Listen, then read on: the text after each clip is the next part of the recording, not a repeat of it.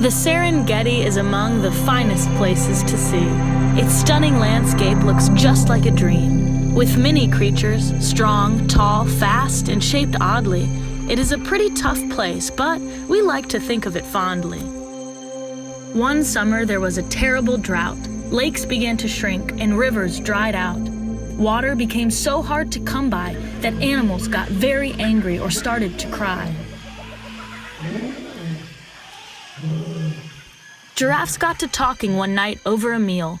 In the future, can we avoid this type of ordeal? If we use these leaves for money, like at some kind of store, when we run out of anything, we'll just purchase some more. Lions think that's great, but have much grander thoughts. We'd rather buy buildings, land, and luxury yachts.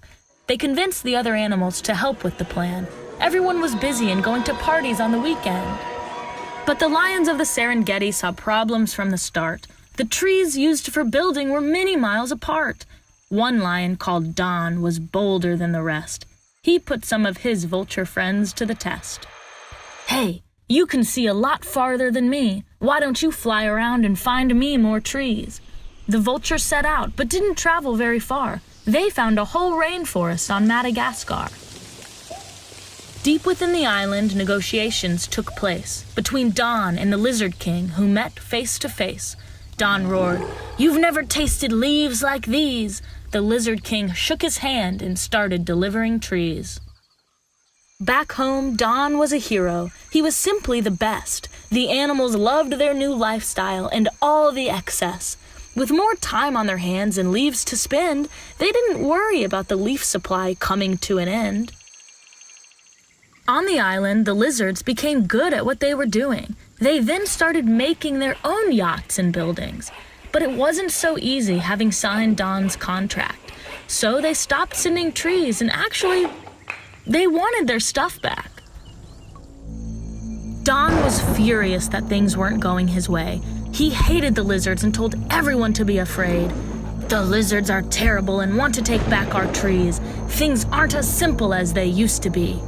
I am the one with the tremendous plan. I will make the Serengeti great again. Only I can stop the lizards. I've thought about it a lot. I'll put sharks in the water so they can't get across." The younger animals didn't understand this attitude. They didn't know who to believe or what was the truth. Are the lizards so bad, or did we all get really lazy? Why are we scared, and what's making us so crazy? "Life on the plains isn't what I thought it would be. The lizards are different, and that threatens me.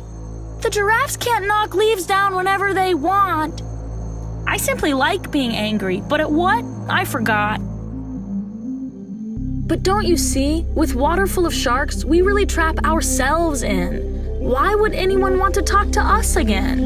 What if we'd like to visit the rainforest someday? Do you think they'd welcome us in much the same way? The Serengeti is home to so many creatures. We've got our own special traits and unique features. But there are many animals in the world with wonderful skills. We all face difficulties, but there's hope for us still. We can't rely on giraffes to come up with a plan. They don't know what it's like living close to the land. We can't let the lions use our fear for bait, but we can try to understand each other rather than focus on hate.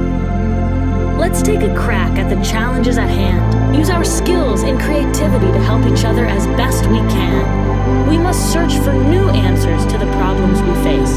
That's what will really make the Serengeti great.